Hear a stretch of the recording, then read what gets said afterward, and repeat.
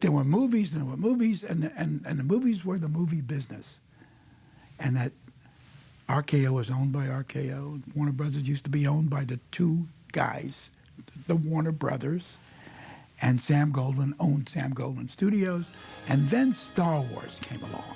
And suddenly, people with big corporations, they said, what? Wait a minute, this movie has made $1 billion? Star Wars? Well, what are we doing? We're making tin cans. Buy this to get in there. So I think George Lucas started the Wall Street Revolution. So I was looking for another genre to destroy. And there it was.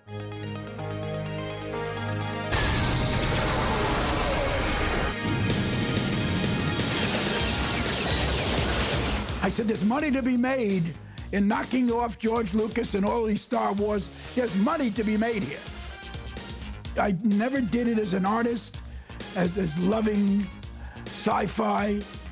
I lie. As a matter of fact, Star Wars started all of that.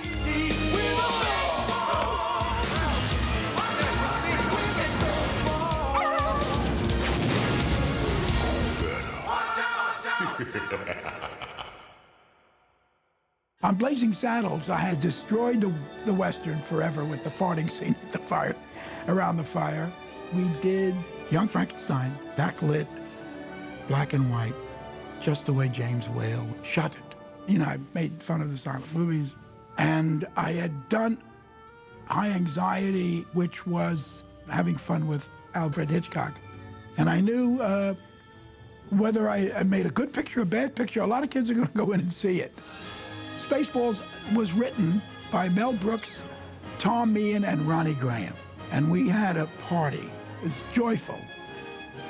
Writing together, you know. Pardon me, sir. I have an idea. Corporal, get me the video cassette of Spaceballs the movie. Yes, sir. The trick of my movie, well, it was a little like Star Wars, is it's a fairy tale. Lone Star marries the princess at the end. Very important.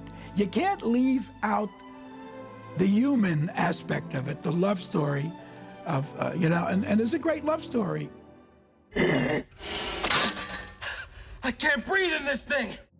I thought Lucas would be very angry when I did. You know, one of the things is we didn't do we never did action figures because they're too close to Lucas's, and I promised him I wouldn't sell any action figures, and that was one of the things he had, you know, in our deal. I don't know if he got angry at my little yogurt doing that merchandising. That's where the money is made, merchandising, and I did all that incredible scene, which really is an angry tirade against movies making money instead of making any kind of entertainment or art. Spaceballs the T-shirt, Spaceballs the coloring book, Spaceballs the lunchbox, Spaceballs the breakfast cereal, Spaceballs the flamethrower. The kids love this one. You get a smart cast, and they always help. For instance, I was so happy when John Candy said he would play Barf, you know, a knockoff of the creature in Star Wars. They have a hard landing in the desert of the second moon or the third, who knows, it's all outer space. And when they landed, Candy really went for it. Boom, he hit, he went back. He looked at his seatbelt and he said, Oh, that's gonna leave a mark. you know, that's Candy. I didn't write that. So, Princess Vespa, at last I have you in my clutches to have my way with you the way I want to. And Rick Moranis is too good. I mean, he's always got an idea. He's a very fabulously creative guy, and he's wonderful in the picture. And it was his idea, actually, in one of the scenes, to actually play with the action figures. Oh, your helmet is so big. Lord Helmet, what? You need it on the bridge, sir. Knock on my door! Knock next time! Yes, sir. Did you see anything? No, sir. I didn't see you playing with your dolls again. Good! And then the innuendo and Rick Moranis circling around. He threw in a lot of dirty stuff that I was afraid to write, but it was funny. I see your Schwartz is as big as mine. Now let's see how well you handle it. Both those guys are from Second City, and they're both Canadian, so I got them very cheaply, Canadian money. I just paid them in Canadian money. I mean, I must have spent $130 for both of them. But anyway, Daphne Zuniga, she wears some earphones, and they look exactly like Princess Leia's hair comb. Those little round things, whatever, those muffins over her ears. She's arrested by the Spaceballs in the movie. She's thrown into jail. And I said to her, Daphne, I want you to sing this song when you're in jail. It's kind of a spiritual that's sung usually by black prisoners that are thrown into southern jails and they have no hope of survival. And she sings it, and she sings it lower than I do. This little girl. Nobody knows. It's coming from here. That can't be her. The trouble I see, nobody knows but Jesus. She's a bass. It's only for the aficionados who know about these cliches, I am Princess Vespa, daughter of Roland, king of the Druids. That's all we needed. A Druish princess. Funny. She doesn't look Druish. Daphne was just sensational.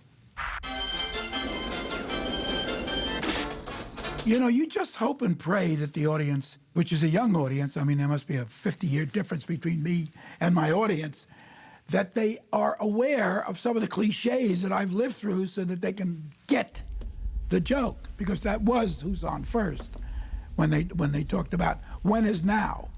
And then Rick Moranis would say, now is now. What the hell am I looking at? When does this happen in the movie? Now. You're looking at now, sir. Everything that happens now is happening now. What happened to then? We passed then. When? Just now. We're at now. Go back to then. When? Now. Now? Now. I can't. Why? We missed it. When? Just now. Hey, stop looking at my can. Sorry.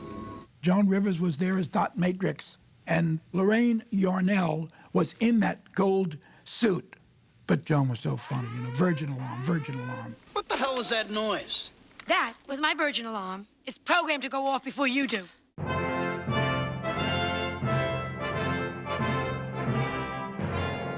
I had a lot of nerve. I played President Skroob, which is almost Brooks backwards. It just misses, but it's almost Brooks backwards. Shall I have Snotty beam you down, sir? I don't know about that beaming stuff. Is it safe? Oh, yes, sir. Snotty beamed me twice last night. It was wonderful. All right, I'll take a shot at it. What the hell, it works on Star Trek. I really enjoyed the scene where they beam me up as Skroob, and I get things a little wrong, and then my head is turned around, and I'm looking down at my body, and I say, Why didn't somebody tell me my ass was so big? Hold on, sir. We'll try to reverse the beam. I really enjoyed having fun with those cliches. Block 1, block 2, block 3, block Loman. I did not enjoy playing Yogurt, which is, a knockoff of that famous creature in Star Wars. Yogurt the Wise. Yogurt the All-Powerful. Yogurt the Magnificent. Please, don't make a fuss. I'm just plain Yogurt. I had to play it on my knees, so my knees were killing me. And then the gold paint gave me terrible rashes. And then the Paul Newman eye blue drops made my eyes blue during the shot, and then red all night. And so I was in a lot of pain playing that character, but the laughs are always worth it.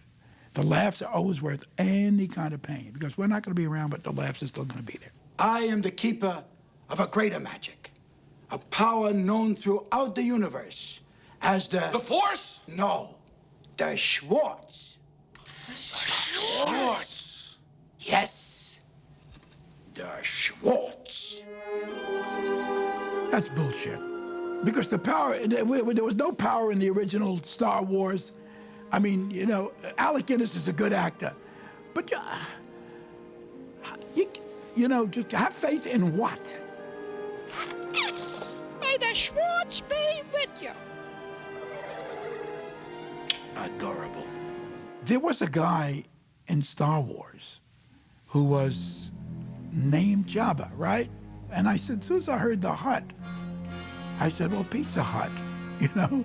The voice actually was Dom DeLuise. Dom was very, very funny.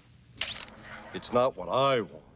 It's what he wants. Pizza the Hut! The guy in the Pizza Hut Yeah. it was real pizza. Yeah. He was covered with real pizza, and there was a frame, and Richard Caron, Oh, yeah. who Good actor. who auditioned for this part, Oh, poor Rick. came in and he stood in this pizza, and we were ready to shoot, and I was doing Vinny, hello, Lone Star, and I would do my character. Carl's Pizza is gonna send out for you. All of a sudden, as Mel was talking, I hear, hey, Rudy. I said, what's the matter? Shh. He goes, there's smoke. There's smoke in here. I said, what? And all of a sudden, I started seeing smoke coming out of the whole pizza. dear. I said, Mel, he's burning in here. Mel said, I knew wait a minute. We'll be right there. Yeah. I said, let's finish the shot. Yes. You know, he was obviously on Poor fire. Richard was on fire, and he was actually smoking. You're delicious. Ciao, boys. And one of my best movies as Brooks films was The Elephant Man. And starring in The Elephant Man was the great John Hurt, the talent. We became really good friends. And I love that creature in Alien smashing through the guy's belly. I figured, you know, I knocked off all these crazy sci-fi horror pictures. And I called Hurt, I explained it, and I said, look, would you just be an astronaut just sitting at, you know, at a space bar and, you know, and suddenly doing and just repeating it? He said, sure.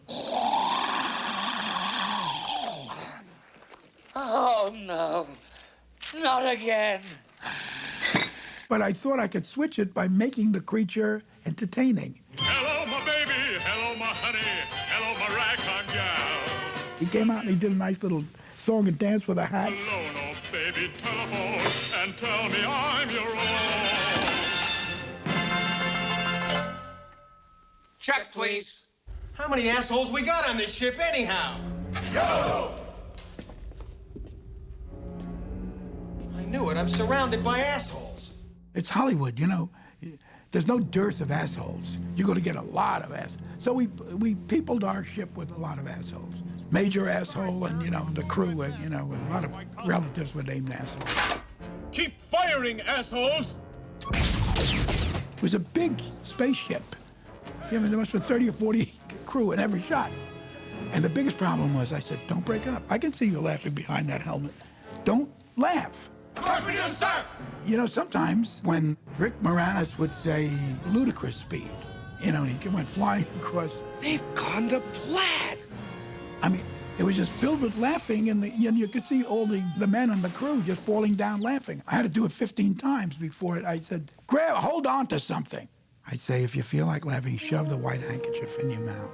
And every once in a while when I was filming, I would turn, I'd see a sea of white handkerchiefs. I said, it's gonna work. It's funny. This is a good scene, you know. So it's the white handkerchief syndrome. Why don't we take a 5-minute break? Very good, sir. Smoke if you got 'em.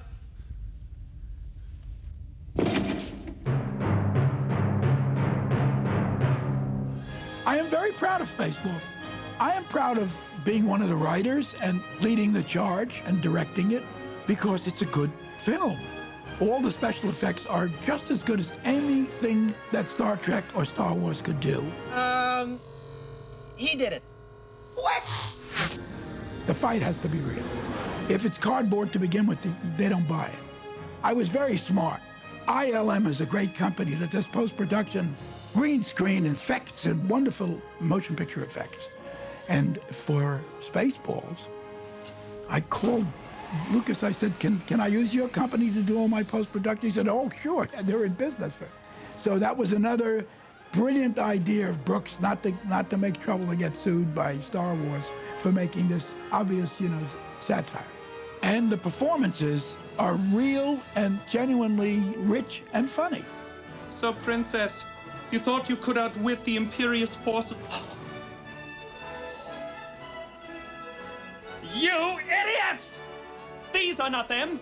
You've captured their stunt doubles!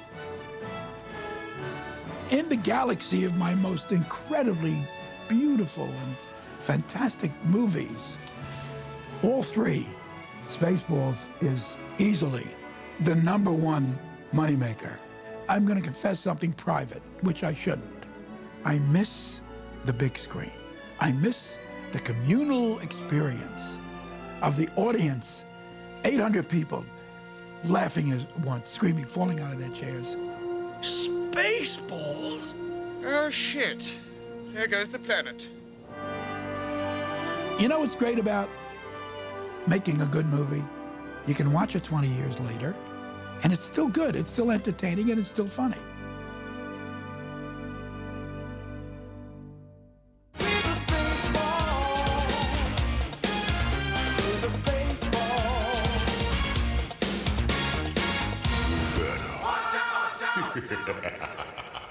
Well, thank you very much. That was great. Well, no, wait a minute. We didn't talk about payment. I got a $100 in my pocket. I'll just take a turkey sandwich on whole wheat with some tomato and some mustard.